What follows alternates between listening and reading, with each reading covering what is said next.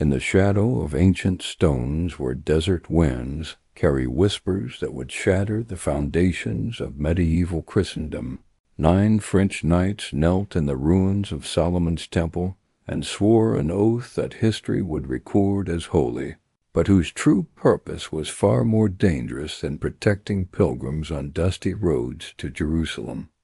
The year was 1118, and what these men sought beneath the rubble of ages had nothing to do with military glory or spiritual salvation as the world understood it. Their quest would uncover evidence of the most explosive secret in Christian history, proof that Jesus of Nazareth had lived not as the celibate figure that church doctrine proclaimed, but as a married man whose union with Mary Magdalene had been systematically erased from official Christian memory through centuries of deliberate suppression and theological manipulation.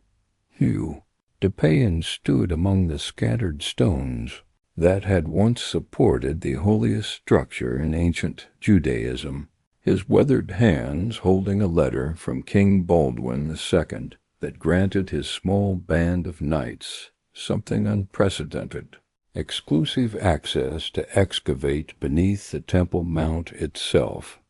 But the parchment he treasured more was hidden in his leather satchel, a parchment, fragment of text copied from Byzantine archives, that hinted at the existence of marriage records preserved by Jewish temple authorities during Christianity's earliest years. Brothers, Depayan addressed his 8 companions as the Jerusalem sun cast long shadows across the ancient ruins. What we seek here is not gold or relics that men might covet for earthly gain. We seek truth that was buried deliberately by those who feared its implications for their authority. If God wills it, we will recover evidence of Christ's true earthly life, evidence that includes aspects of his humanity that church doctrine has chosen to deny. The document fragment that had inspired their mission spoke of marriage contracts, preserved in the temple archives, written in Aramaic and Greek, according to first-century Jewish legal customs. These papers allegedly included unions between prominent religious teachers and their disciples, with specific references to Yeshua ben Yosef and Miriam ha-Magdalite, Jesus son of Joseph and Mary of Magdala. Brother Guillaume, their most scholarly member, who had spent years studying ancient languages in Constantinople, examined the fragment with the careful attention of a man who understood its revolutionary implications. The terminology used here follows standard Jewish marriage documentation from the period, he observed.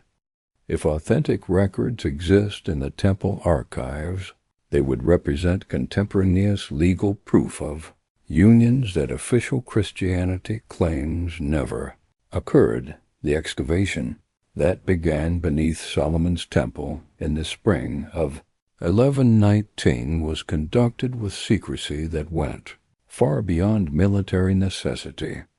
The knights understood that they were searching for evidence that could fundamentally alter Christian understanding of Jesus' earthly existence, challenging not just theological doctrine but the very foundation of clerical celibacy that had become central to Catholic Church authority. What they discovered in the sealed chambers that had remained untouched since the temple's destruction in 70 A.D. exceeded their most optimistic expectations. The Jewish temple authorities, facing imminent Roman conquest, had created sophisticated preservation systems designed to protect their most important documents through whatever catastrophes might follow. These archives included not just religious texts, but legal records, family genealogies, and administrative documents that provided unprecedented insight into first-century Palestinian Jewish society. Master Hugh, Brother Guillaume reported after weeks of careful examination of their initial discoveries, "We have found systematic marriage records from the period of Jesus' ministry. These are not theological documents or religious interpretations, but legal contracts written according to Jewish law and witnessed by community authorities. They represent official documentation of unions that were considered valid and binding under the legal framework of their time." The most significant discovery came during their second year of excavation, when they uncovered a sealed compartment that contained what appeared to be the personal archives of the temple marriage registrar. These documents included detailed records of unions involving prominent religious figures, their disciples, and members of the Jerusalem Christian community during the decades immediately following Jesus' crucifixion. Among these marriage contracts was a papyrus that bore the unmistakable legal formulations of a first-century Jewish marriage document, written in elegant Aramaic script with Greek notations. The names recorded were Yeshua bar Yosef mi Nazareth and Miriam mi Magdala, along with witness signatures from individuals whose names appeared in early Christian texts as prominent members of the apostolic community. According to this document, Master Andreas, their specialist in ancient legal terminology, explained to the assembled knights, Jesus of Nazareth entered into a formal marriage contract with Mary of Magdala during the second year of his public ministry. The witnesses include Simon, called Peter, James the brother of John, and Matthew the tax collector, all figures recognized in canonical Christian texts. The implications of this discovery sent shock waves through the small community of knights who had dedicated their lives to serving a church whose fundamental doctrines were apparently built on incomplete historical understanding. If Jesus had been married, then the theological arguments for clerical celibacy lost their scriptural foundation. More significantly, the suppression of this information suggested that church authorities had been aware of evidence contradicting their official teachings and had chosen institutional convenience over historical accuracy. But the marriage contract was only the beginning of what would become the most comprehensive collection of suppressed Christian historical evidence ever assembled. The temple archives contained extensive correspondence from early Christian communities that revealed the central role Mary Magdalene had played not just as Jesus' wife, but as a spiritual teacher and community leader whose authority had been systematically diminished by later church officials who promoted male-dominated hierarchical structures. Letters written in Greek and preserved in the temple archives described Mary Magdalene as the beloved companion who understood the teacher's words better than the 12, and the one to whom he revealed the mysteries that others could not comprehend.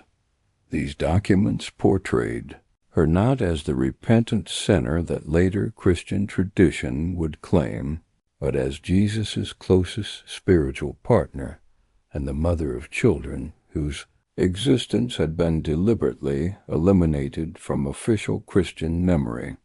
The pattern that emerges from these documents, Brother Marcus observed after months of translation and analysis, suggests that Mary Magdalene's role as Jesus' wife and spiritual partner was well known within the early Christian communities, but was systematically suppressed as the movement became institutionalized, and male church leaders sought to eliminate female spiritual authority.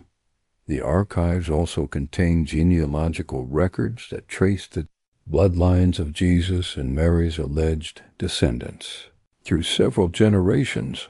with detailed documentation of family relationships, property holdings, and community leadership roles. These records suggested that Christ's family line had not ended with the crucifixion, but had continued through carefully protected bloodlines that remained aware of their sacred heritage while operating discreetly within broader Jewish and Christian communities. Perhaps most significantly, the documents revealed that the suppression of information about Jesus' marriage had not been accidental or the result of lost historical memory, but had been a deliberate policy implemented by church authorities who understood that acknowledging Christ's married status would complicate their theological arguments for clerical celibacy and papal authority. Correspondence from 2nd and 3rd century church officials discussed the problem of communities that maintained memories of Jesus' family, relationships, and Mary Magdalene's spiritual authority.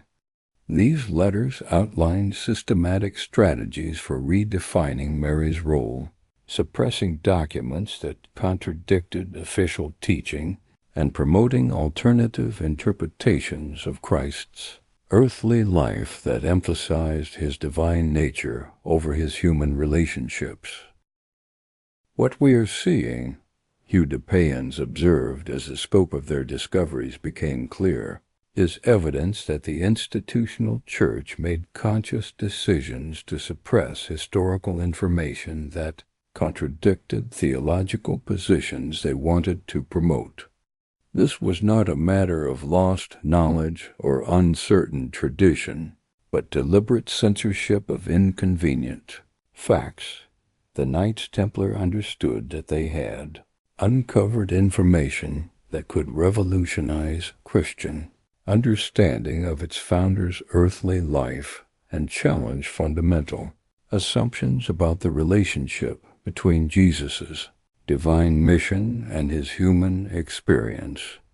But they also understood that revealing these discoveries would bring them into direct conflict with church authorities who had spent centuries building institutional power on the theological foundation of Christ's celibacy. Their response to this dilemma would define their order for the next 2 centuries and ultimately lead to their persecution by the very church they had originally sworn to serve.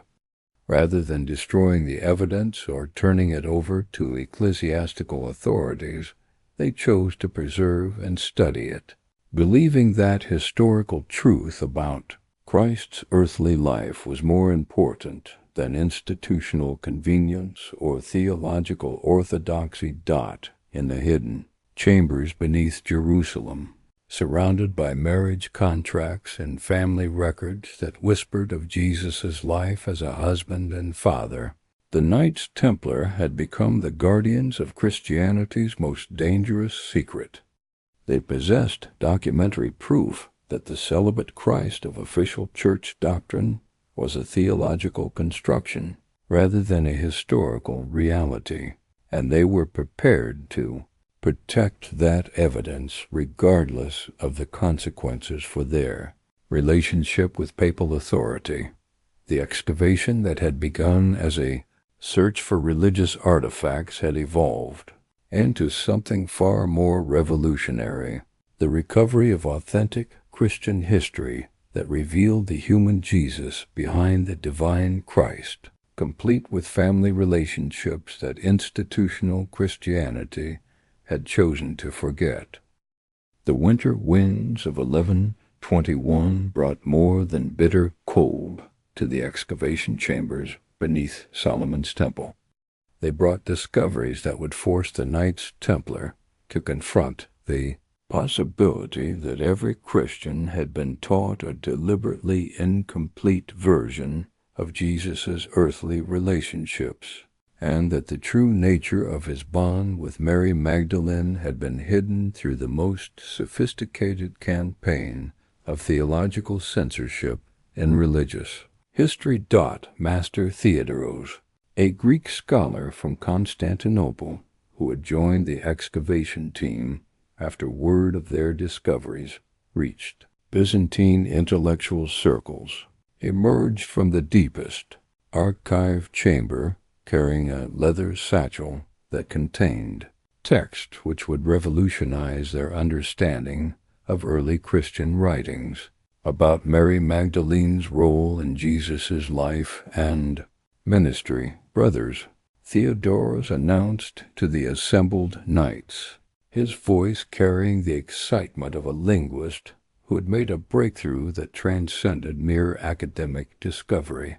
I have found the complete text of the Gospel of Philip, not the fragmentary copies that survive in monastery libraries, but the original version as it was, written by those who claimed direct knowledge of Christ's earthly relationships. The papyrus that Theodoros carefully unrolled contained passages that had been systematically edited out of later copies, passages that described the relationship between Jesus and Mary Magdalene in terms that left no doubt about the intimate nature of their bond. The Greek text used specific terminology that, when properly understood in its first-century context, provided linguistic evidence for claims that would have been considered blasphemous by medieval church authorities. The text repeatedly uses the word koinonos when referring to Mary Magdalene's relationship to Jesus, Theodoros explained, his scholarly precision unable to conceal his amazement at what he was reading. This Greek term, when used in the context of male-female relationships, specifically indicates a life partner or spouse, not simply a follower or student. The author is using legal terminology that would have been immediately recognized by Greek-speaking readers as referring to marriage, the passage that would become central to their understanding of Mary Magdalene's true role. Read, the companion of the Savior is Mary Magdalene. Christ loved her more than all the disciples and used to kiss her often on her mouth. The rest of the disciples were offended by it and expressed disapproval. They said to him, "Why do you love her more than all of us?" Brother Guillaume, whose linguistic training had prepared him to recognize the significance of such terminology, worked with Theodoros to analyze the implications of the Greek word choices. The term translated as kiss here is philane, which in first-century usage indicated intimate affection between married couples, Guillaume observed. Combined with koinonos and the disciples' reaction of disapproval, the text is describing behavior that would have been appropriate only between husband and wife, but the Gospel of Philip was only one of several texts that the Knights Templar discovered in the temple archives that portrayed Mary Magdalene not as the repentant sinner of later Christian tradition, but as Jesus' spiritual partner and closest confidant. The Gospel of Mary, found in a remarkable state of preservation, contained extended dialogues that revealed her unique understanding of Jesus' teachings and her authority among the early Christian community. Peter said to Mary, "Sister, we know that the Savior loved you more than the rest of women. Tell us the words of the Savior which you remember, which you know, but we do not, nor have we heard them," the text recorded. Mary answered and said, "What is hidden from you I will proclaim to you." The discovery of these complete texts forced the Knights Templar to reconsider everything they thought they knew about the role of women in early Christianity. The documents suggested that Mary Magdalene had not been marginalized by Jesus' original followers, but had been recognized as possessing special insight into his teachings that even The 12 apostles acknowledged Brother Samuel, who had developed expertise in Coptic manuscripts during his years studying in Egyptian monasteries, made additional discoveries that supported the Greek text portrayal of Mary Magdalene's central role. He uncovered correspondence from early Christian communities that discussed the challenge posed by Mary's teachings and her claim to authority. Based on her intimate relationship with Jesus, we have found letters from 2nd century Christian leaders expressing concern about communities that continued to follow Mary Magdalene's interpretations of Christ's teachings, Samuel reported. These documents reveal that there was significant controversy within early Christianity about whether women could hold spiritual authority, with Mary's example being used to support female leadership positions that later church officials wanted to eliminate. One particularly revealing document contained a letter from a church official to communities in Asia Minor, instructing them to discourage the circulation of texts that portrayed Mary Magdalene as Jesus' spiritual partner or teaching authority. The faithful must understand that Christ chose 12 male apostles to lead his church, the letter stated. Any teaching that suggests female spiritual authority equivalent to apostolic leadership contradicts divine order and must be corrected through proper instruction. Master Theodorus's linguistic analysis revealed that this suppression of Mary Magdalene's role had involved systematic mistranslation and reinterpretation of Greek terms that originally indicated marriage and spiritual partnership. Words that clearly denoted intimate relationships had been rendered in Latin as general terms for friendship or discipleship, while passages that described Mary's teaching authority had been edited to minimize her influence over other followers.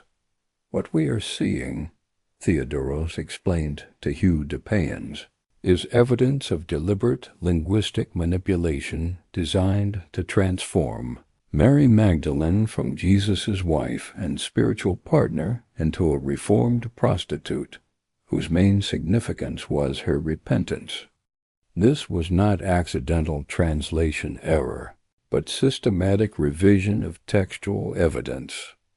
The most shocking discovery came when Brother Samuel uncovered a document that appeared to be instructions for church scribes on how to handle texts that contained references to Jesus' marriage.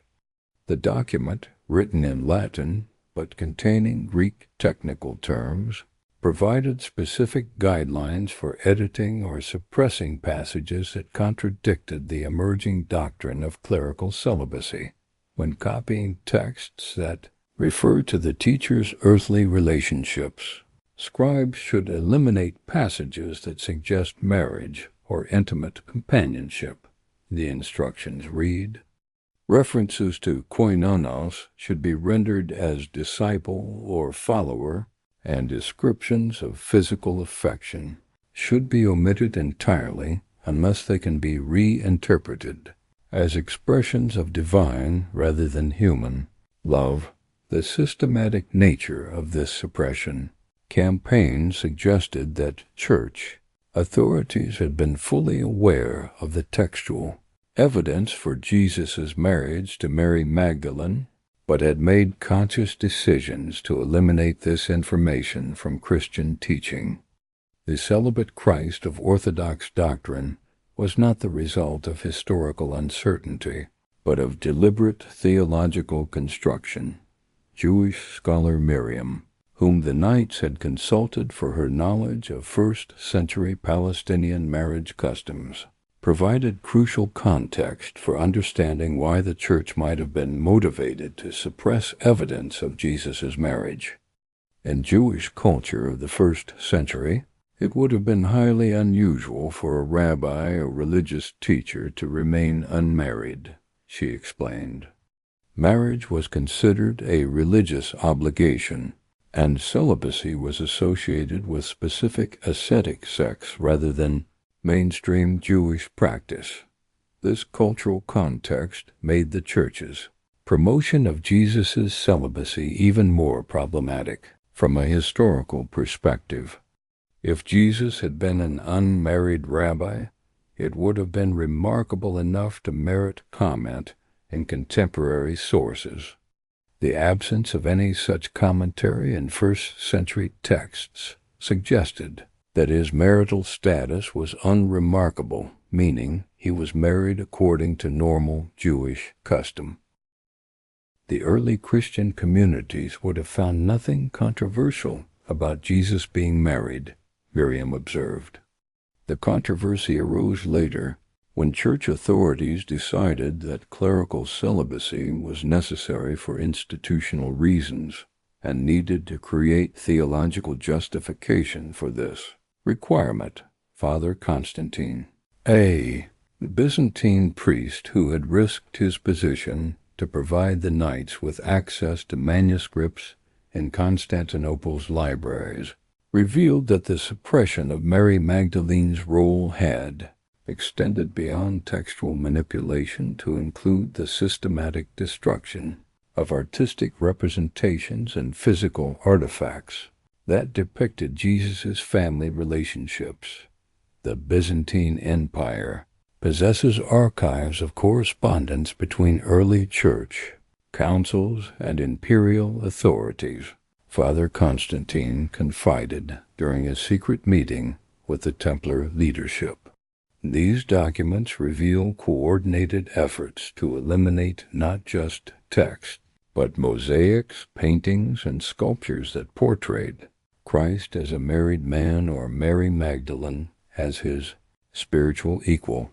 The evidence that the Knights Templar assembled from their excavations and research created a comprehensive picture of early Christianity that differed fundamentally from Orthodox Church teaching.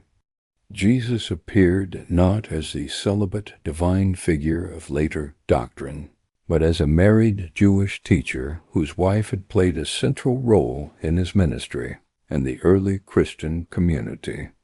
Mary Magdalene emerged not as a repentant sinner, but as a woman of evident intelligence and spiritual insight who had been recognized by the original disciples as possessing unique understanding of Jesus' teachings.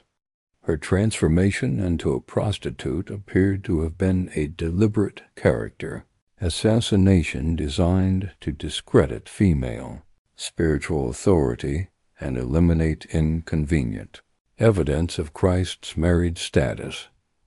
What we have discovered, Judeans observed as they reviewed the accumulated evidence, is proof that institutional Christianity was built on the systematic suppression of historical truth about its founder's earthly life. The Church has not simply preserved incomplete information, it has actively destroyed evidence that contradicted theological positions it wanted to promote. This realization forced the Knights Templar to confront a fundamental question about their relationship with the Church they had sworn to serve. Were they obligated to support an institution that had deliberately falsified the historical record about Christ's earthly relationships? Could they remain faithful Christians while preserving evidence that church authorities had tried to eliminate? Their answer would transform them from Orthodox Crusader knights into the guardians of suppressed Christian truth, protectors of evidence that revealed the human Jesus behind the theological Christ. In the depths beneath Jerusalem, surrounded by documents that whispered of love, marriage, and spiritual partnership, they had uncovered the most dangerous secret in Christian history, proof that Jesus of Nazareth had lived as a complete human being, with family relationships that institutional Christianity had chosen to deny. The dawn of 1123 brought with it a realization that would transform the Knights Templar from scholarly excavators into the most dangerous men in Christendom. As Hugh de Payens stood in their hidden council chamber deep beneath Solomon's temple, surrounded by documents that proved Jesus Christ had lived as a married man, he understood that they possessed knowledge that could either destroy them or elevate them beyond the reach of any earthly authority, depending on how skillfully they managed its revelation. Brothers de Payens addressed the 9 men who had shared in discoveries that challenged the foundations of medieval Christianity. We face a choice that no Christian has ever confronted. We possess documentary proof that contradicts fundamental church doctrine, evidence that could transform the faith of millions or condemn us as the greatest heretics in Christian history. The question is not what we have found, but how we shall survive what we know. Brother Reynold, whose responsibility for security had made him acutely aware of the dangers they faced, brought reports that confirmed their worst fears. Master Hugh, Vatican agents are making inquiries about our activities throughout Jerusalem. Cardinal Alessandro Conti has been granted extraordinary powers to investigate any discoveries that might threaten doctrinal stability. More concerning still, local church authorities have begun restricting our access to scholars and manuscript collections. The church is growing. Suspicion represented an existential threat to their mission of preserving and studying the marriage documents they had discovered.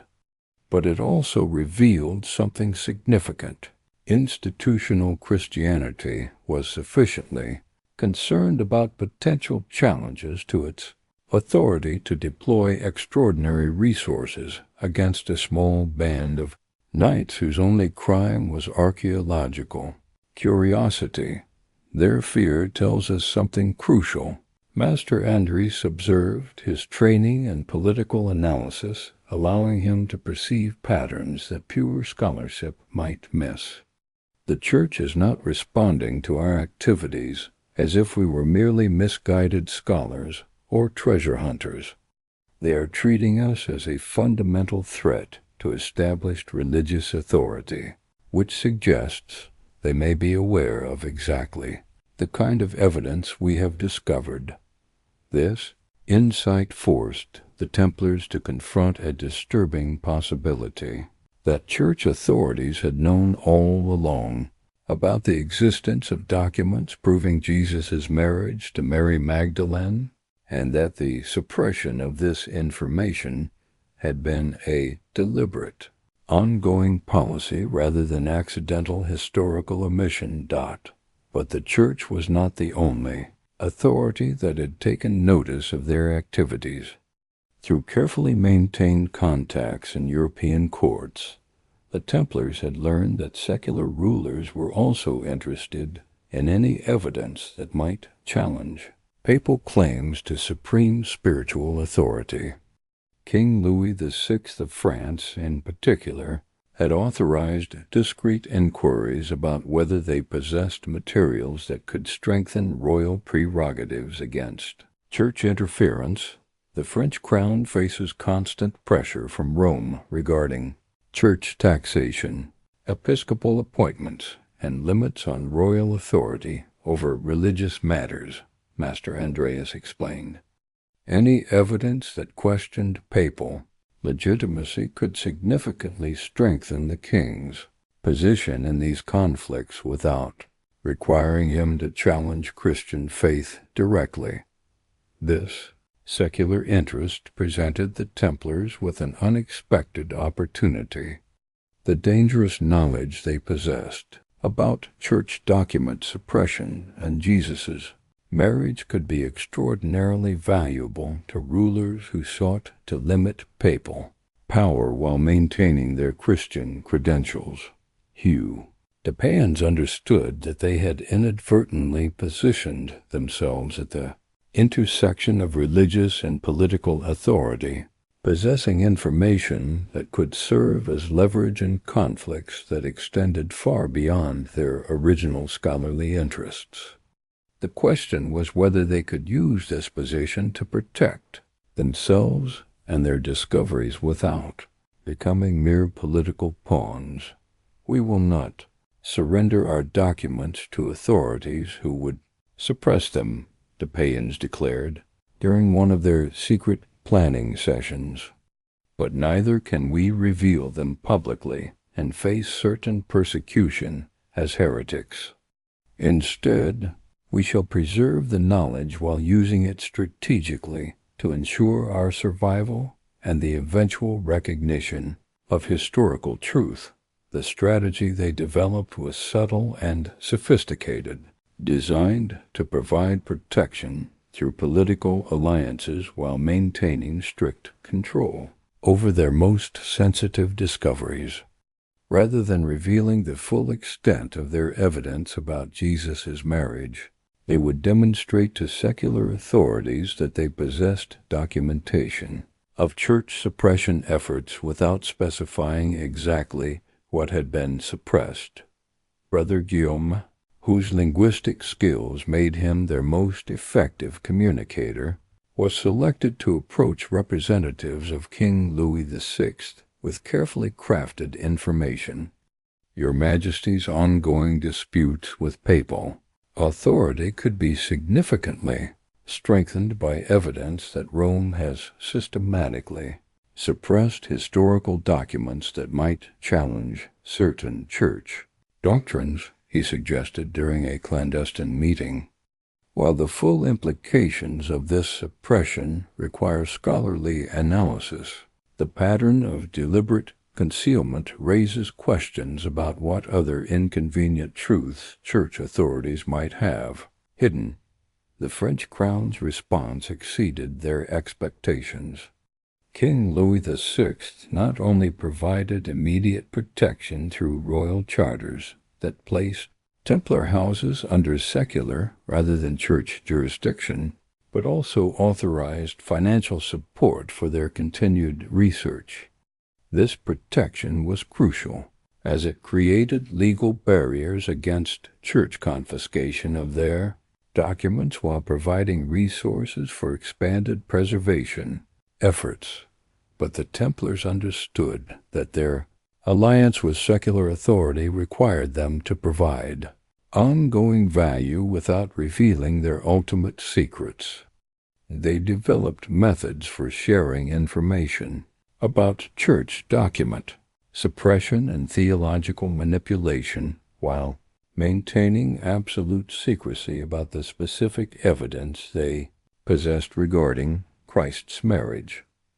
When Cardinal Alessandro Conti arrived in Jerusalem with papal authority to investigate their activities, the Templars were prepared with responses that satisfied official inquiries while protecting their operational independence.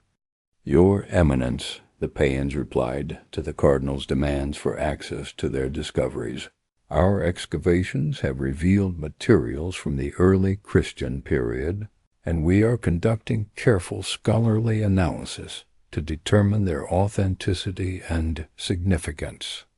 We would welcome church guidance in this important work."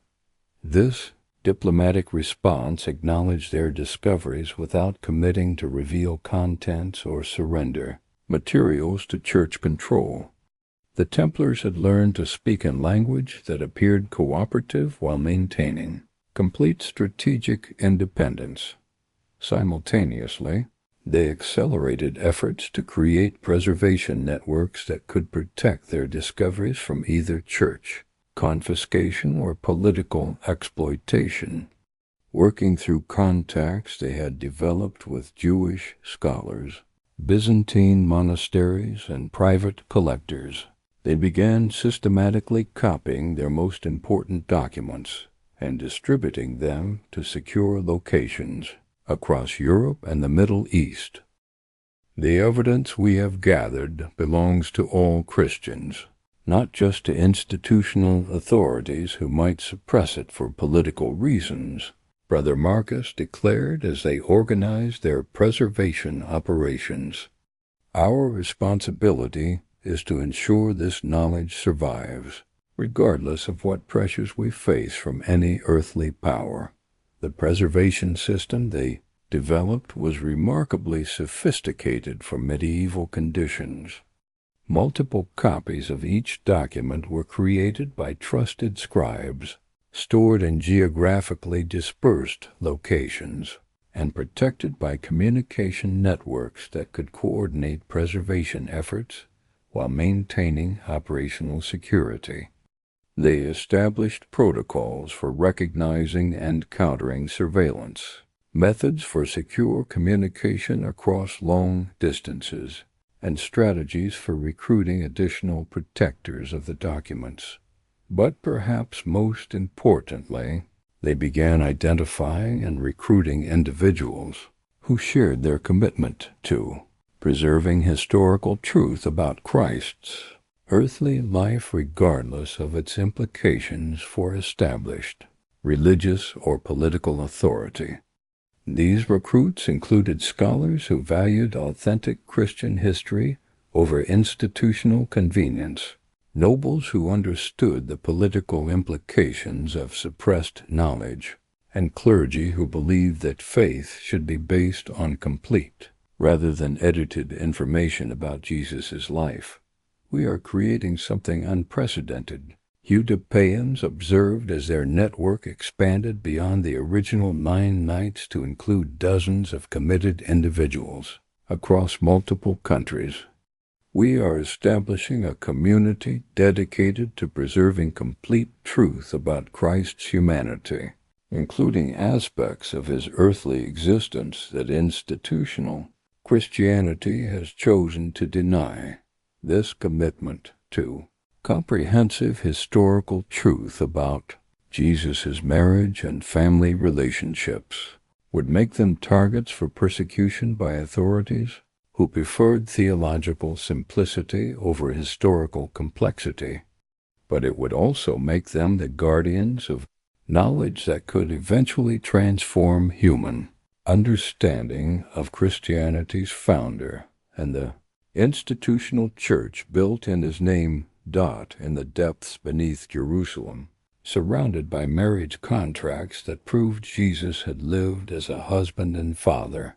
The Knights Templar had evolved from religious warriors into something far more dangerous to established authority, protectors of authentic Christian history who possessed evidence that could challenge the fundamental assumptions upon which medieval Christendom was built. Their decision to preserve and protect this knowledge, while using it strategically to ensure their survival, would define their order for the next 2 centuries, and ultimately determine their fate when political circumstances shifted and their protection proved insufficient against authorities determined to eliminate inconvenient truths about the human Christ behind the theological deity. The discovery that would elevate the Knights Templars' dangerous knowledge from historical curiosity to existential threat came in the autumn of 1124, when Brother Bernard, their most skilled genealogist, uncovered documents in the deepest archive chambers that appeared to trace the bloodline of Jesus and Mary Magdalene through 11 generations of carefully documented descendants. These were not mere family trees, but comprehensive records that included marriage contracts, property transfers, and protection protocols that suggested Christ's lineage had not only survived, but had been systematically preserved and safeguarded by networks of families and religious communities across medieval Europe. Master Hugh, Brother Bernard announced with trembling voice as he examined papyri that had been sealed in lead containers to protect them from moisture and decay. we have found what appears to be the complete genealogical record of Christ's descendants, extending from the 1st century through our own time. If these documents are authentic, they provide evidence that Jesus and Mary Magdalene's bloodline not only survived the persecutions that followed the crucifixion, but established itself among the royal houses of Europe. Hugh DePayens studied the genealogical charts with the careful attention of a man who understood that he was examining evidence that could reshape the political landscape of medieval Christendom. The family trees were meticulously detailed, containing not just names and dates, but geographical information, property records, and cross-references to noble houses whose power and influence extended across the known world. According to these documents, the children of Jesus and Mary Magdalene had been evacuated from Palestine following the destruction of Jerusalem in 70 A.D., carried to safety by Jewish and early Christian communities who understood the sacred significance of preserving Christ's physical legacy. The bloodline had been carefully dispersed across the Mediterranean world, with different branches establishing themselves in Gaul, Spain, and even Britain, always maintaining awareness of their divine heritage while operating discreetly within broader political and religious contexts. The pattern that emerges, Brother Bernard explained as he traced family connections across centuries of carefully maintained records, suggests that the bloodline preservation was not accidental, but represented a systematic effort by early Christian communities to ensure that Christ's physical descendants would survive regardless of what political or religious catastrophes might befall individual families or regions. The most significant revelation contained in the genealogical documents was the apparent connection between Christ's descendants and the Merovingian dynasty that had ruled the Frankish kingdoms from the 5th through 8th centuries. According to the records, several Merovingian kings had been aware of their sacred ancestry and had used this knowledge to legitimize their claims to divinely sanctioned rulership. Master Andreas, whose political analysis had proven invaluable in understanding the implications of their previous discoveries, immediately grasped the explosive significance of these genealogical claims. If the Merovingian kings were indeed descended from Christ, then their overthrow by the Carolingian dynasty was not simply a change of ruling houses, but the deliberate suppression of a divinely legitimate royal line by usurpers who required church support to maintain their illegitimate authority.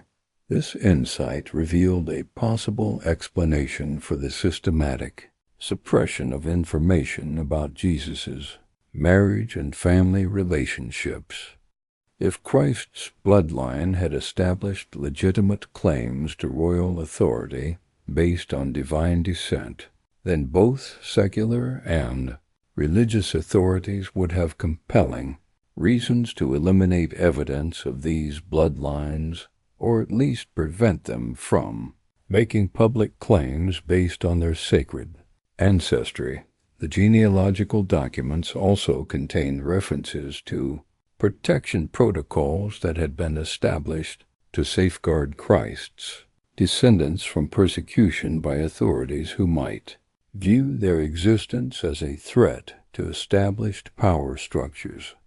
These protocols included coded identification systems, arranged marriages designed to strengthen bloodline connections, and financial support networks that operated independently of official church or governmental authority. Rabbi David ben Solomon, whom the Templars had consulted for his expertise in Jewish genealogical traditions, provided crucial context for understanding how such comprehensive family records could have been preserved across centuries of political upheaval and religious persecution. Jewish communities have always maintained detailed genealogical records as part of religious obligation, he explained.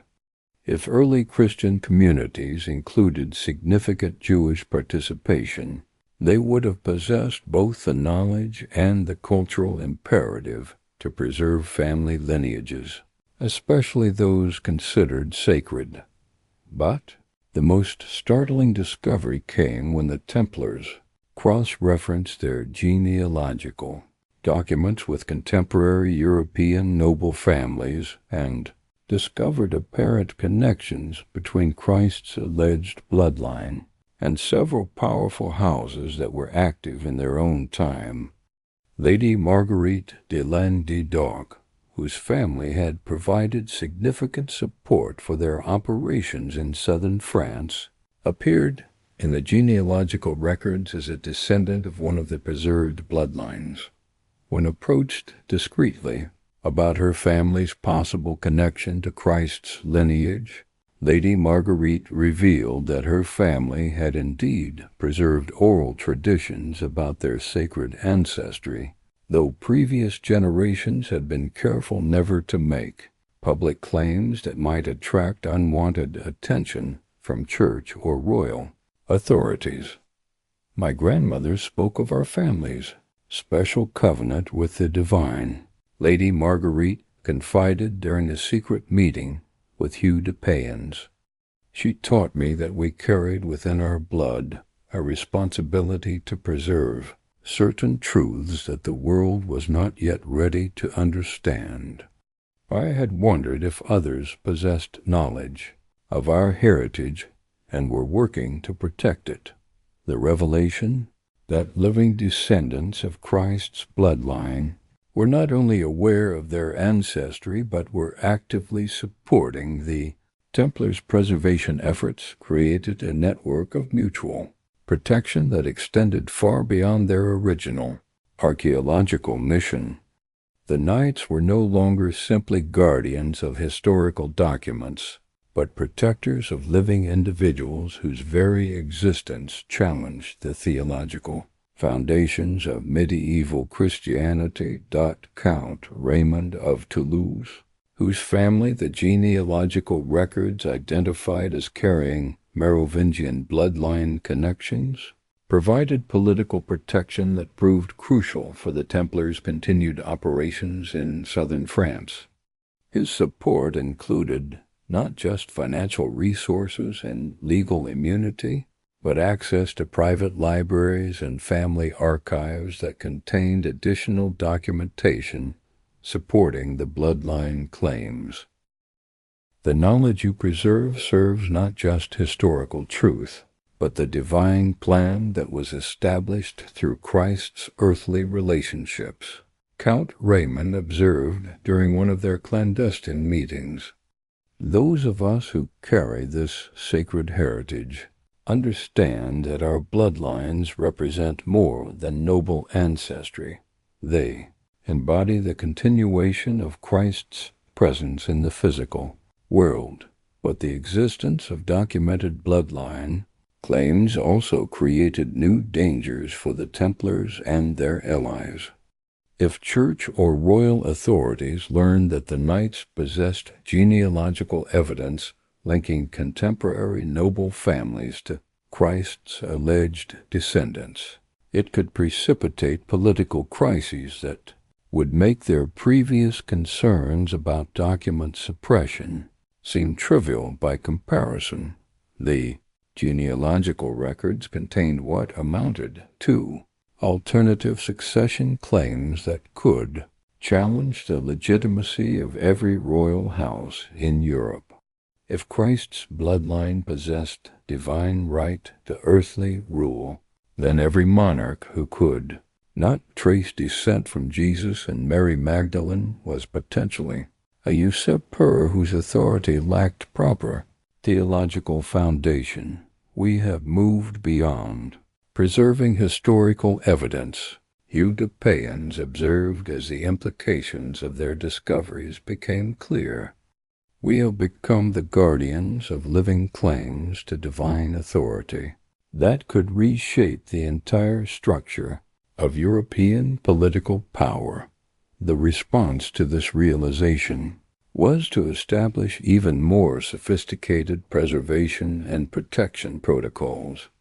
The Templars created multiple copies of the genealogical documents and dispersed them to secure locations that could survive even systematic suppression efforts.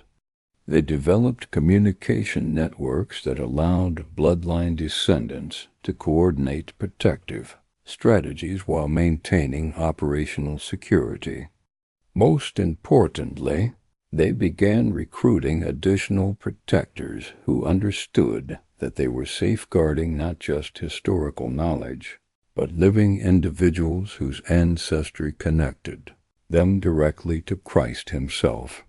Brother Bernard's genealogical research also revealed patterns, suggesting that the bloodline preservation efforts had been more successful than anyone had previously understood.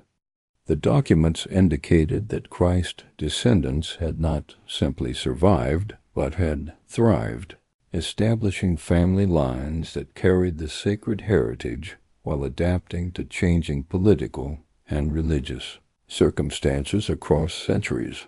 What we are seeing, Brother Bernard concluded after months of analysis, is evidence of a systematic effort spanning nearly a millennium to preserve and protect Christ's physical legacy through bloodlines that maintained awareness of their divine ancestry while operating successfully within medieval European society. This success created both opportunities and obligations for the Knights Templar. They possessed not just historical evidence of Jesus' marriage, but genealogical proof that his bloodline continued to exist in their own time. They were connected to living individuals who embodied the physical continuation of Christ's presence in the world, people whose very existence challenged every assumption about the relationship between divine authority and earthly power. In the hidden chambers beneath Jerusalem, surrounded by family trees that traced Christ's bloodline through centuries of love, marriage, and careful preservation, the Knights Templar had discovered something that transcended historical knowledge. They had found evidence that Jesus' earthly relationships had created a legacy that continued to exist in the physical world, embodied in living descendants whose sacred ancestry represented the ultimate challenge to institutional Christianity's claims to exclusive spiritual authority. 800 years after the Knights Templar first descended into the chambers beneath Solomon's temple, the theories they had died to protect began emerging from the shadows of academic research and popular culture, vindicated by archaeological discoveries that would have cost medieval scholars their lives to possess. The winter of 1945 brought the first major validation of Templar claims when a peasant farmer named Muhammad al-Saman discovered a sealed jar near Nag Hammadi in Upper Egypt that contained texts eerily similar to those the medieval knights had found beneath Jerusalem. Dr. Karen King of Harvard Divinity School stood in her office examining a 4th century Coptic papyrus fragment that had created international controversy when she announced its existence in 2012. The small piece of ancient paper contained 8 lines of text, but one phrase in particular had sent shockwaves through both academic and religious communities. Jesus said to them, "My wife." This fragment, whether authentic or not, demonstrates that questions about Jesus' marital status were being discussed in early Christian communities. Dr. King observed carefully, aware that her research had thrust her into the center of debates. That echoed medieval conflicts between historical evidence and institutional authority. The very existence of such discussions suggests that the celibate Jesus of later doctrine may not have been universally accepted. In the early church, the Jesus' Wife papyrus, as it became known in media coverage, represented exactly the kind of evidence that the Knights Templar had claimed to possess 8 centuries earlier.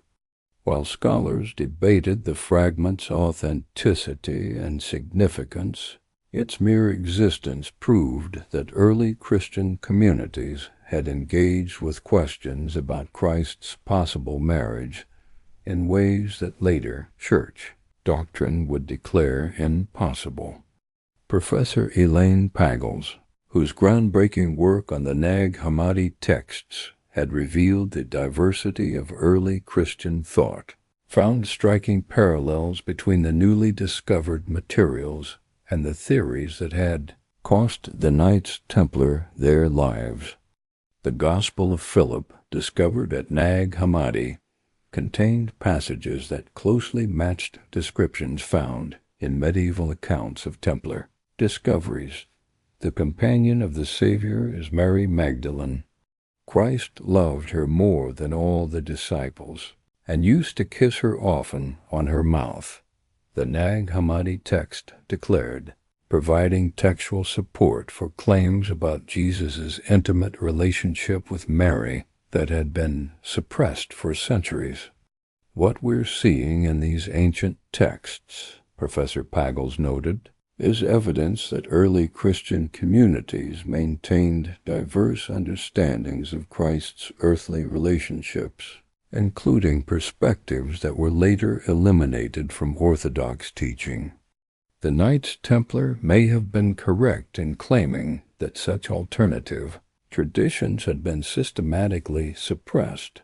The academic validation of Templar theories reached popular culture in 2003 with the publication of Dan Brown's The Da Vinci Code, a novel that incorporated historical claims about Jesus' marriage to Mary Magdalene and the survival of their bloodline in ways that closely paralleled medieval Templar documents. While Brown's work was explicitly fictional, it brought theories about Christ's marriage into mainstream discussion with unprecedented impact. The novel's central premise that Jesus was married to Mary Magdalene and that their bloodline survived into medieval Europe reflects ongoing scholarly debates about the historical Jesus versus the theological Christ, observed Professor Robert Eisenman, whose research into early Christian development had revealed evidence supporting many alternative theories about Jesus' life. The phenomenal success of the Da Vinci Code created a cultural phenomenon that forced religious authorities to address publicly questions they had traditionally handled through private suppression. The Vatican authorized comprehensive responses that included books, documentaries, and official statements designed to discredit theories about Jesus' marriage, revealing that institutional Christianity remained as threatened by such claims in the 21st century as it had been during the medieval persecution of the Knights Templar. Cardinal Angelo Sodano, Vatican Secretary of State under Pope John Paul II, issued statements that echoed the arguments used against the Templars 8 centuries earlier. These theories represent dangerous speculation that threatens to undermine fundamental Christian beliefs about the nature of Christ and the foundation of church authority, he declared.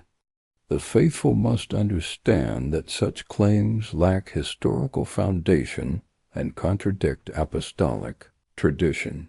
But the Cardinal's defensive response inadvertently drew attention to questions that academic researchers had been raising for decades about the development of Christian doctrine and the systematic suppression of alternative perspectives. on Jesus' earthly life. If theories about Christ's marriage were merely fictional speculation, why did church authorities respond with such coordinated opposition? Dr. Bart Ehrman, whose scholarly work on early Christian texts had revealed the political processes behind the formation of Orthodox doctrine, observed that contemporary academic research was uncovering evidence that supported many claims the Knights Templar had made about suppressed Christian traditions.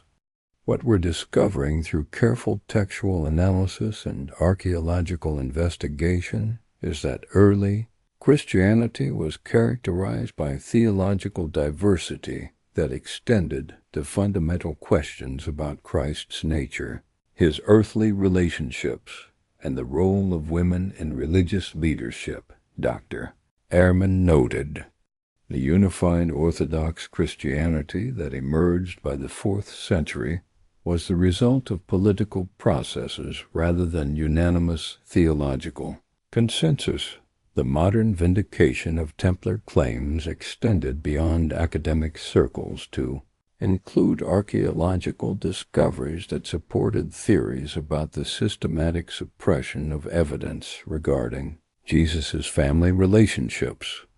Excavations at early Christian sites had revealed artistic representations and architectural features that suggested female spiritual authority had been more common in early Christianity than later doctrine acknowledged. Professor Margaret Starbird, whose research into the sacred feminine tradition had examined artistic and symbolic evidence for Jesus' marriage, discovered that medieval art and architecture contained numerous references to Mary Magdalene as Christ's beloved companion that closely paralleled the textual evidence the Knights Templar had claimed to possess. The artistic tradition preserved across centuries contains consistent references to Mary Magdalene, not as a repentant sinner, but as Christ's spiritual partner and beloved, Professor Starbird documented. This artistic evidence suggests that alternative understandings of Jesus' earthly relationships survived in symbolic form even when textual evidence was suppressed. Contemporary genetic research had also provided new perspectives on theories about Christ's bloodline survival. While such research could not definitively prove or disprove claims about specific family lineages, advances in genetic genealogy had demonstrated that bloodline preservation across many centuries was scientifically possible under the conditions described in medieval Templar documents. Dr. Spencer Wells, whose work with the Genographic Project had traced human migration patterns across millennia, observed that genetic studies have shown that prominent bloodlines can indeed survive across many centuries while spreading through large populations. The theoretical possibility of preserving specific ancestral lines, especially when supported by deliberate preservation efforts, is consistent with what we understand about genetic inheritance. But perhaps most significantly, modern research had revealed that the institutional resistance to alternative theories about Christian origins continued to operate through methods that closely paralleled medieval suppression strategies. Scholars who published research challenging orthodox interpretations of Jesus' life found themselves subjected to institutional pressure and professional marginalization that echoed the persecution faced by the Knights Templar. Dr. Robert Price, whose scholarly work had examined the historical development of Jesus' traditions, experienced systematic attempts to discredit his research and limit his academic appointments. The institutional resistance I've encountered suggests that the issues raised by alternative interpretations of Christian origins remain as threatening to established Religious authority today as they were in medieval times, he observed, the digital age had created new opportunities for preserving and distributing alternative Christian knowledge, but it had also generated new methods for suppression and control. Internet censorship, academic pressure, and institutional constraints were being employed to limit access to controversial research in ways that achieved effects similar to the medieval burning of documents and persecution of scholars. The parallels between medieval and contemporary suppression efforts suggested that the conflict between historical evidence and institutional protection that had begun with the Knights Templars' discoveries continued to operate in modified form. The fundamental tension between authentic historical investigation and institutional authority that had cost the Templars their lives remained unresolved in academic and religious communities that still struggled to balance truth-seeking with institutional stability. In universities and libraries around the world, researchers continued to uncover evidence that supported many of the claims that had made the Knights Templar the most feared heretics in medieval Christendom. The theories they had developed about Jesus' marriage, the suppression of alternative Christian traditions, and the political construction of Orthodox doctrine were gaining credibility through archaeological discoveries and scholarly analysis. Whether or not the specific documents the Knights Templar claimed to have discovered beneath Solomon's temple were authentic, their basic insights about the suppression of evidence regarding Christ's earthly relationships had been validated by centuries of subsequent research. The celibate Jesus of Orthodox Christian doctrine appeared increasingly to be a theological construction rather than a historical reality, created and maintained through institutional decisions that prioritized religious authority over historical accuracy.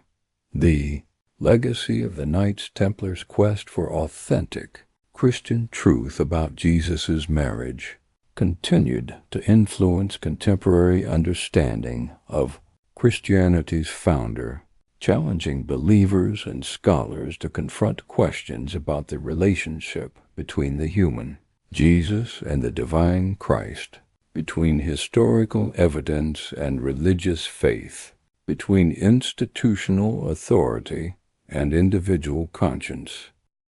The dawn of Friday, October 13th, 1307, brought with it the most systematic suppression campaign in medieval Christian history, as King Philip IV of France ordered the simultaneous arrest of every Knight Templar within his kingdom.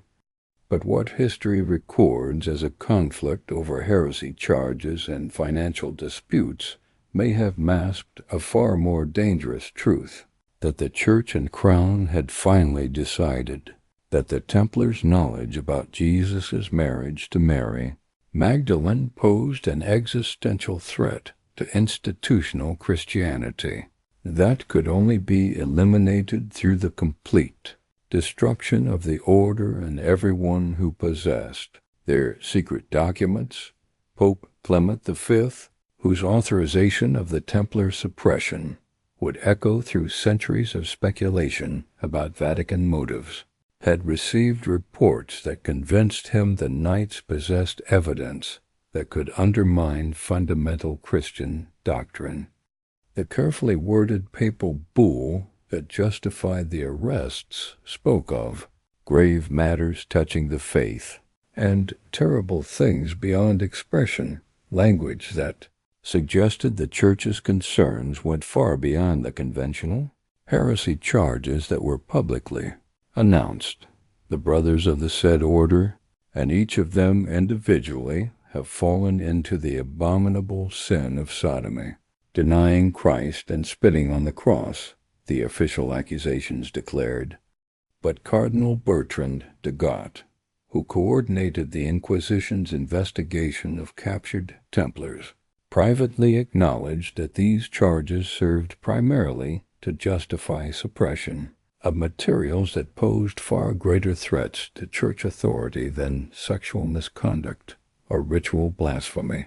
Jacques de Molay, the last Grand Master of the Knights Templar, understood that the real target of the persecution was not the knights themselves, but the documentary evidence they had preserved about Christ's earthly marriage and its implications for church doctrine. As he faced interrogation by Cardinal Bertrand, he made a decision that would define the order's final act of resistance. Rather than revealing the location of their most sensitive documents, he would accept torture and death while ensuring that evidence of Jesus' human relationships survived the systematic suppression campaign. The knowledge we have preserved belongs not to any earthly authority, but to all Christians who seek truth about Christ's earthly life, de Molay declared during his final interrogation. I would rather die than allow political considerations to destroy evidence of our Savior's complete humanity, including the family relationships that institutional Christianity has chosen to deny. The systematic nature of the suppression operation suggested that church and crown authorities possessed detailed intelligence about the scope and significance of the Templars' discoveries. The arrests were coordinated with precision that indicated extensive preparation, and the confiscation of documents followed patterns that suggested officials knew exactly what types of materials they were seeking to eliminate, but the Templars had spent decades preparing for exactly this eventuality. The preservation networks they had established across Europe activated protocols designed to protect their most important discoveries from systematic suppression efforts. Documents were rapidly moved to secure locations beyond the reach of French and papal authorities, while coded communications coordinated the evacuation of scholars and materials to safe havens in Scotland, Portugal, and other kingdoms where Templar sympathizers provided protection. Brother Guillaume, who had been instrumental in analyzing the marriage documents discovered beneath Solomon's temple, managed to escape the initial arrests and reached one of the order's safe houses in the Pyrenees Mountains. From this secure location, he coordinated the preservation of textual evidence that proved Jesus' marriage to Mary Magdalene, ensuring that copies were distributed to locations where they could survive even if the Templar order itself was completely eliminated.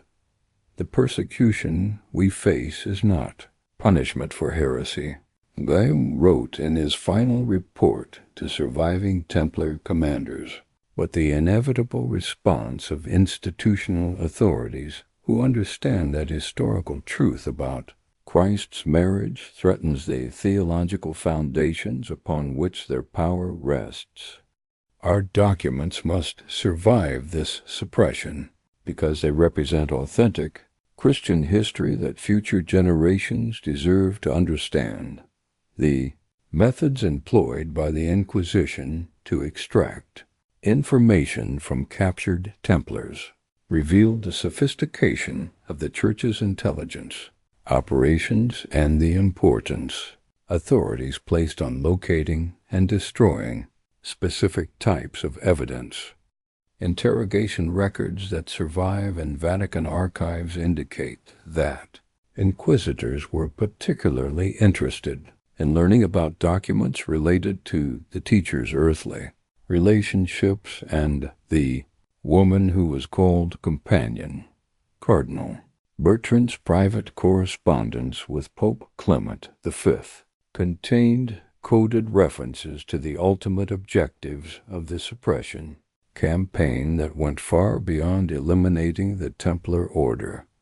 The materials in question, one letter stated, if allowed to circulate among the faithful, could precipitate a crisis of belief that would threaten the stability of Christian civilization itself.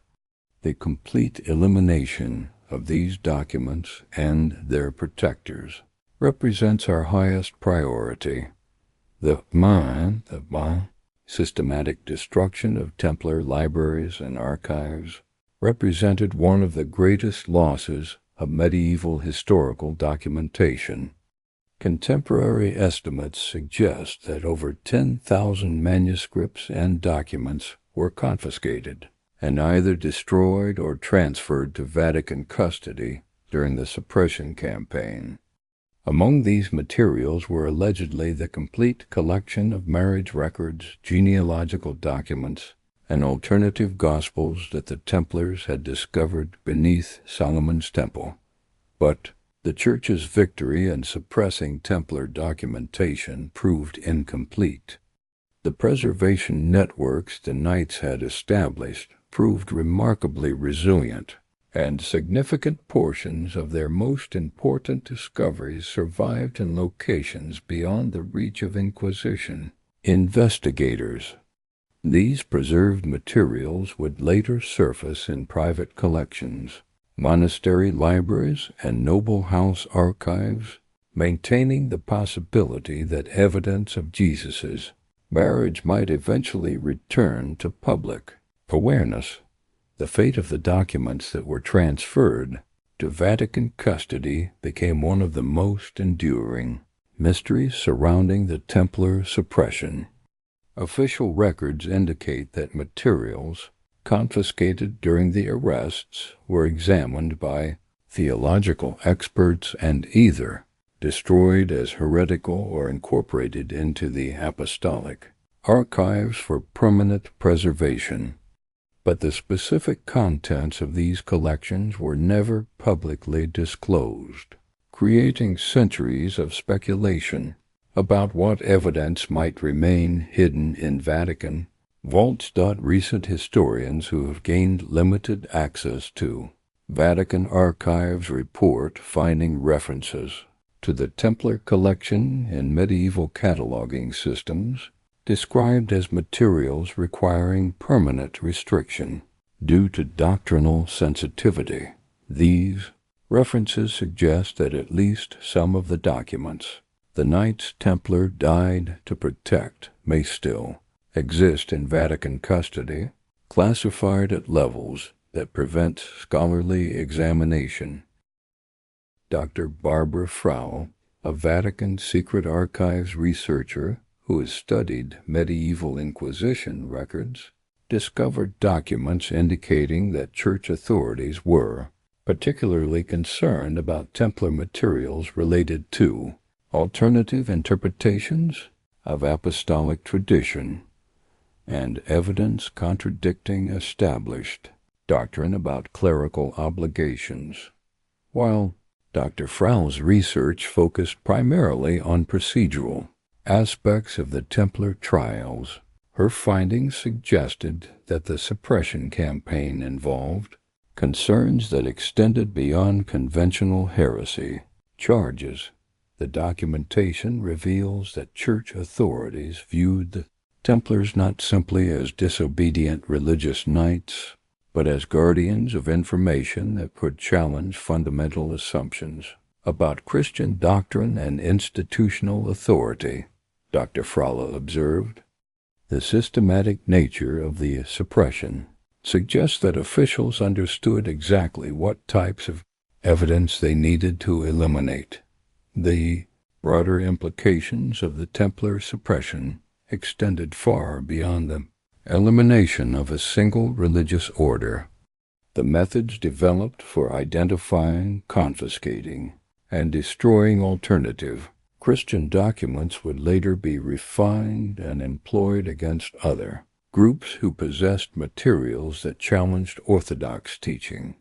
The techniques pioneered during the Templar persecution became the model for systematic suppression of inconvenient historical evidence that would characterize church responses to threatening discoveries for centuries to come. modern researchers who have studied the patterns of document destruction and scholar persecution during the Templar suppression have identified strategies that continued to operate in modified forms through subsequent centuries. The systematic elimination of textual evidence, the suppression of alternative historical narratives, and the persecution of scholars who preserved or studied controversial materials established precedents that influenced church responses to archaeological discoveries and academic research well into the modern era. The suppression of the Knights Templar represented more than the elimination of a religious order, observed Professor Malcolm Barber, whose scholarly work on medieval religious persecution has revealed the systematic nature of institutional suppression efforts. It established a template for controlling historical narrative and eliminating evidence that challenged established religious authority. The legacy of the 1307 suppression campaign continued to influence how religious authorities approached potential threats to doctrinal stability. The methods developed for suppressing Templar evidence, systematic confiscation, scholarly persecution, document destruction, and institutional classification would be employed against subsequent discoveries that challenged orthodox interpretations of Christian history. In the flames that consumed Templar libraries, and in the torture chambers where knights died rather than reveal the location of their most precious documents, institutional Christianity achieved a partial victory over historical truth. But the preservation networks the Templars had established ensured that evidence of Jesus' marriage to Mary Magdalene would survive, waiting in hidden collections and secret archives for future generations who might be ready to confront the human reality behind the theological construction of the celibate Christ. 7 centuries after the flames of persecution consumed the official records of the Knights Templar, the theories they died protecting began emerging through channels that would have seemed impossible to medieval minds. In the sterile vaults of Swiss banks, in the private libraries of European nobility, and in the secret chambers of organizations that claimed descent from the original knights, whispers persisted that the documentary evidence of Jesus' marriage to Mary Magdalene had survived the Church's systematic suppression campaign through preservation networks more sophisticated and resilient than any medieval authority could have imagined. Pierre Plantard, the French mystic who claimed grand mastership of the Priory of Sion during the latter half of the 20th century, alleged that his organization had maintained continuous custody of the documents that the Knights Templar had died protecting. According to Plantard's carefully crafted mythology, the priory represented the modern continuation of preservation networks that had been established in medieval times to safeguard evidence of Christ's bloodline and his marriage to Mary Magdalene. The Priory of Sion has preserved across centuries the most dangerous documents in Christian history, Plantard claimed during interviews conducted in the 1970s. We possess the complete marriage records of Jesus and Mary Magdalene, the genealogical evidence of their bloodline's survival, and documentation that would fundamentally alter humanity's understanding of Christian origins if it were revealed at the appropriate time. While scholars would later demonstrate that many of Plantard's specific claims were elaborate fabrications designed to support his personal ambitions, his allegations drew attention to persistent theories about modern preservation networks that operated through channels far more sophisticated than medieval document storage methods. The 20th century had created opportunities for protecting sensitive materials through banking systems, private collections, and international networks that could maintain secrecy across multiple generations of custodians. Michael Bagent, co-author of Holy Blood, Holy Grail, spent decades investigating claims that Swiss banking systems had been utilized to preserve medieval documents that were considered too dangerous for normal archival methods. His research revealed that numbered accounts and anonymous safe deposit boxes provided protection for sensitive materials that exceeded anything available to medieval preservation networks. Swiss and King confidentiality laws create unprecedented opportunities for preserving controversial historical documents, Bagent observed. Materials that might be confiscated or destroyed if held in conventional archives can be protected indefinitely through financial institutions that are legally prohibited from revealing the contents or ownership of their clients' deposits. The theoretical model that emerged from Bagent's investigation suggested that Templar documents might have survived through networks of families, religious orders, and secret societies that had adapted medieval preservation strategies to modern banking and legal systems. Rather than relying on physical hiding places that could be discovered and searched, contemporary preservation efforts could utilize financial and legal protections that made confiscation virtually impossible. Anonymous sources within the Swiss banking industry, speaking through intermediaries who maintained careful deniability, reportedly confirmed that safe deposit boxes containing medieval documents were not uncommon among the oldest banking houses in Geneva and Zurich. These materials, allegedly deposited by clients whose family lineages traced back to medieval European nobility, remained protected by banking secrecy laws that prevented even internal bank officials from examining their contents. We maintain custody of materials that our clients consider too valuable and sensitive for conventional archival storage, one anonymous banking executive allegedly stated. These deposits often represent family heritage that has been preserved across many generations, and our legal obligations require absolute confidentiality regarding their contents and significance.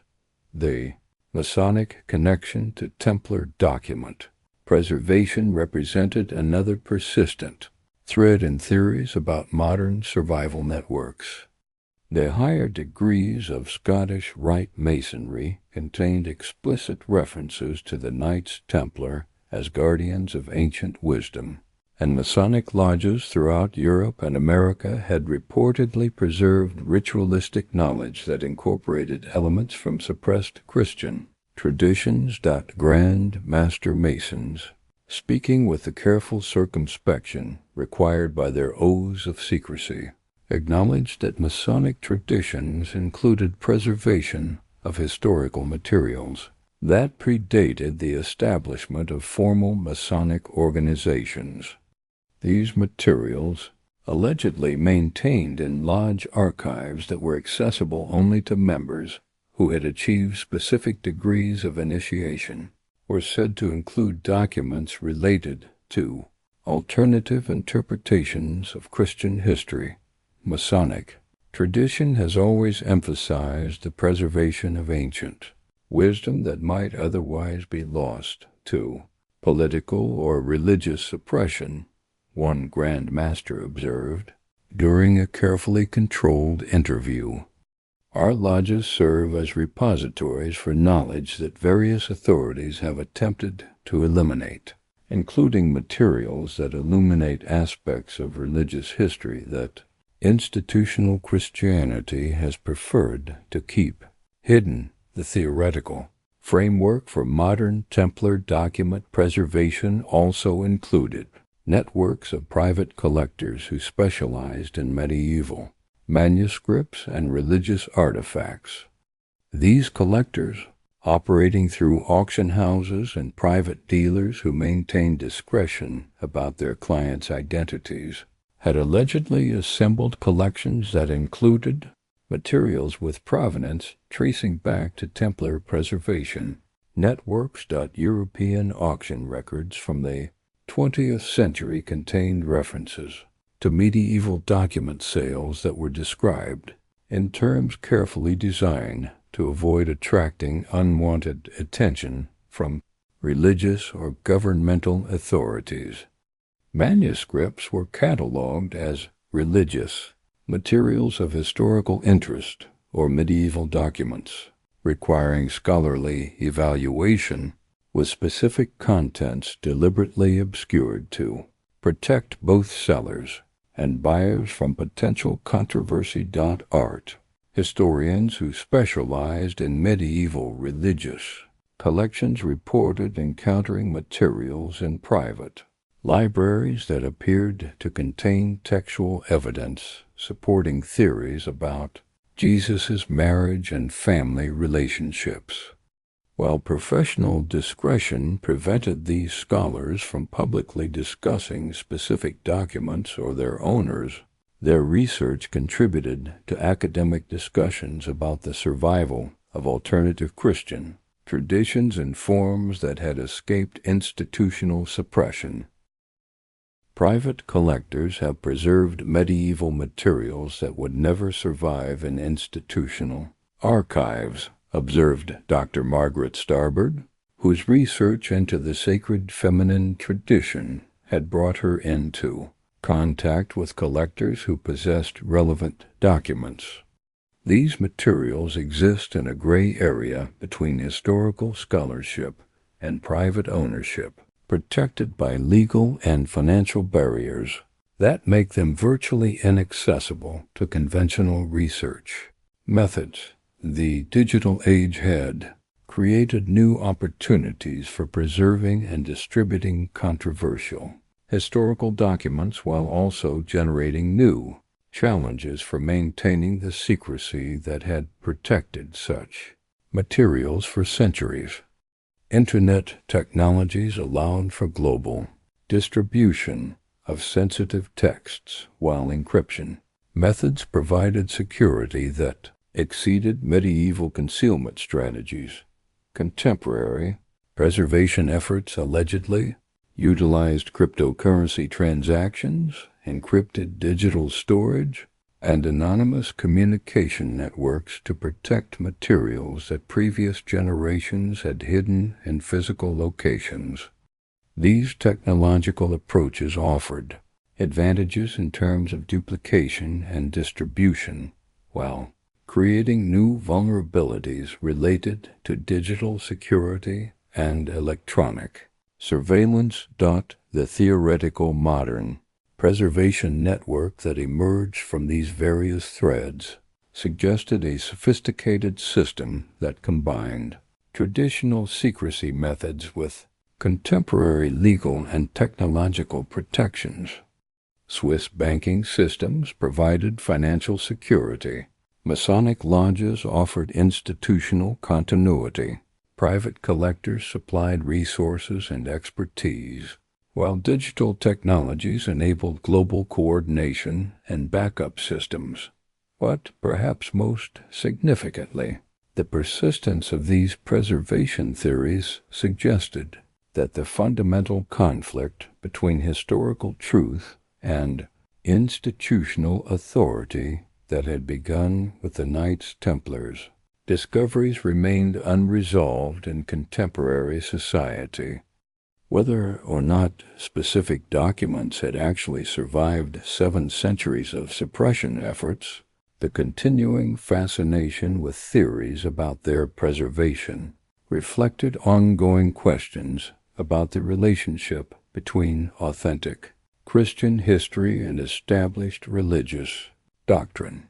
The possibility that evidence of Jesus' marriage to Mary Magdalene might exist in Swiss bank vaults, Masonic archives, or private collections, continued to captivate researchers and theorists who believed that complete understanding of Christian origins required access to materials that institutional Christianity had spent centuries trying to eliminate in boardrooms in Geneva, in lodge meetings in Edinburgh, in private libraries in the Loire Valley.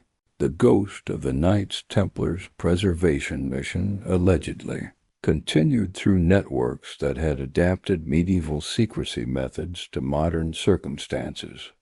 Whether these theories represented authentic historical continuity or modern mythology, they reflected the enduring power of the questions that had cost the Knights Templar their lives. What was the complete truth about Jesus' earthly relationships? And why did various authorities consider that truth too dangerous to acknowledge publicly? 9 centuries have passed since Hugh de Payens and his 8 companions first descended beneath Solomon's Temple in search of historical truth about Christianity's origins, and the world continues to grapple with the questions they died protecting. But as we examine the accumulated evidence from archaeological discoveries, scholarly research, and the persistent theories that have evolved from their alleged discoveries, we must confront the ultimate question. What can we actually know about Jesus' possible marriage to Mary Magdalene, and how should we understand the legacy of those who claimed to possess such explosive evidence? Today's academic consensus among biblical scholars and historians provides a sobering counterpoint to the dramatic theories that have captivated popular imagination for decades. Dr. Bart Ehrman, one of the most respected contemporary scholars of early Christian development, has observed that while early Christianity was indeed more diverse than later Orthodox teaching acknowledged, there is no credible historical evidence that Jesus was married to Mary Magdalene or anyone else. This scholarly consensus rests on careful analysis of the same types of evidence that the Knights Templar allegedly discovered: early Christian texts, archaeological findings, and comparative religious studies. But academic evaluation of these materials has reached conclusions that differ significantly from the dramatic claims attributed to medieval document discoveries. Professor Helen Bond of the University of Edinburgh, whose research focuses on the historical Jesus and early Christian communities, notes that the texts that suggest Jesus' marriage, including the Gospel of Philip and other Gnostic writings, were composed significantly later than the canonical Gospels and reflect theological speculation rather than historical memory. The companion terminology that features so prominently in theories about Jesus' marriage has been subjected to rigorous linguistic analysis that reveals more complex meanings than popular interpretations suggest. Dr. April Decanick, whose expertise in Coptic and Gnostic texts has informed academic understanding of early Christian diversity, explains that koinonos and similar terms in these texts often indicate spiritual partnership rather than physical marriage, reflecting the symbolic and metaphorical language characteristic of Gnostic literature. Modern Vatican positions on questions about Jesus' marital status have evolved significantly from the defensive responses that characterized earlier institutional reactions to such theories. Cardinal Gianfranco Ravasi, former president of the Pontifical Council for Culture, has acknowledged that scholarly investigation of early Christian history serves the cause of truth. and the Church has nothing to fear from honest academic research into the life of Jesus. This more open approach reflects the contemporary Catholic Church's recognition that credible historical scholarship actually supports, rather than threatens, core Christian beliefs. Vatican scholars have noted that careful academic analysis of early Christian texts demonstrates the remarkable consistency of the canonical Gospels' portrait of Jesus when compared with the speculative and often contradictory accounts found in later non-canonical writings. Dr. Candida Moss, whose research into early Christian martyrdom has examined the historical development of religious narratives, observes that the enduring appeal of theories about Jesus' marriage reflects legitimate questions about the role of women in early Christianity, but these questions can be addressed through established historical methods rather than speculation about suppressed documents. Contemporary archaeological evidence has indeed revealed the prominent role that women played in early Christian communities, validating concerns about the systematic marginalization of female spiritual authority that theories about Mary Magdalene's suppression have highlighted. However, this evidence comes from established archaeological sites and documented historical sources rather than from mysterious documents of uncertain provenance. The cultural impact of theories about Jesus' marriage, regardless of their historical accuracy, has contributed to important discussions about gender, authority, and the development of religious institutions. Professor Karen King, despite the controversy surrounding the Jesus' Wife papyrus, has noted that these discussions have helped illuminate how ideas about gender and sexuality have influenced Christian theology across centuries. The Knights Templars' historical legacy must be evaluated separately from the theories that have been attributed to their alleged discoveries. As Professor Malcolm Barber, the foremost academic authority on Templar history, has demonstrated through decades of research, the historical Knights Templar were indeed persecuted and destroyed. But the evidence suggests this persecution was motivated by political and financial factors rather than by possession of revolutionary Christian documents. The systematic suppression campaign of 1307 was real, and it did involve the confiscation and destruction of Templar documents. However, surviving records indicate that these materials consisted primarily of administrative documents, property records, and conventional religious texts rather than the explosive historical evidence attributed to them by later theories. The transformation of the historical Knights Templar into guardians of suppressed Christian secrets appears to have been a post-medieval development influenced by Romantic literature, esoteric traditions, and modern conspiracy theories rather than authentic historical documentation. The appeal of these theories reflects genuine concerns about institutional authority and historical suppression, but projects these concerns onto a medieval organization whose actual activities were more conventional than sensational. This does not diminish the importance of the questions that Templar theories have raised about the development of Christian doctrine, the role of women in early Christianity, or the relationship between institutional authority and historical truth. These remain vital areas of scholarly investigation that continue to yield important insights through established academic methods. The digital age has created unprecedented opportunities for preserving and examining historical evidence, making the kinds of systematic suppression that characterized medieval and early modern periods increasingly difficult to sustain.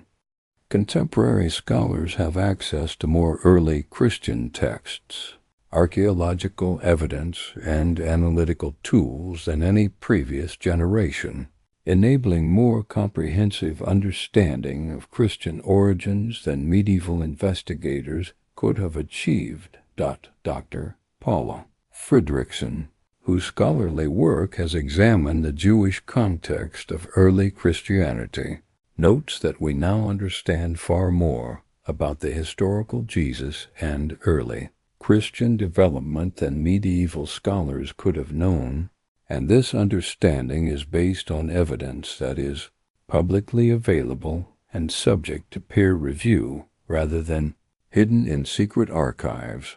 The enduring fascination with theories about Jesus's marriage and suppressed Christian documents reflects deeper questions about the relationship between faith and history, between institutional authority and individual inquiry, between received tradition and discovered evidence. These questions remain as relevant today as they were when the Knights Templar allegedly first confronted them beneath Solomon's Temple. Perhaps the ultimate legacy of the Knights Templar, whether historical or mythological, lies not in any specific documents they may or may not have possessed, but in their representation of the principle that truth-seeking itself is a valuable pursuit that transcends institutional boundaries. The courage to question established narratives, the commitment to preserving alternative perspectives, and the willingness to sacrifice for the preservation of knowledge represent ideals that continue to inspire researchers and truth-seekers regardless of their religious or academic affiliations. The questions that drove the Knights Templars' alleged quest: what was the complete truth about Jesus' earthly life? Why might authorities want to suppress certain aspects of that truth? How should individuals balance loyalty to institutions with commitment to authentic understanding? Remain as compelling today as they were 9 centuries ago. Whether the Knights Templar actually discovered evidence of Jesus' marriage to Mary Magdalene may be less important than their symbolic representation of the eternal tension between established authority and inquiring minds, between comfortable certainty and challenging questions, between the institutional preservation of doctrine and the individual pursuit of truth. In the end, the story of the Knights Templar and the hidden marriage of Jesus serves as a powerful reminder that the most important questions about human existence, divine purpose, and institutional authority cannot be resolved through conspiracy theories or sensational claims, but require the patient application of rigorous investigation, critical thinking, and humble acknowledgement of the limits of human knowledge. The search for truth about our religious, historical, and spiritual heritage continues through the work of scholars, archaeologists, and researchers who apply established methods to examine evidence that is publicly available and subject to verification. This ongoing investigation, conducted in the light rather than in the shadows, represents the authentic continuation of whatever noble purposes may have motivated the historical Knights Templar in their quest to understand the complete truth about the Christian tradition they served.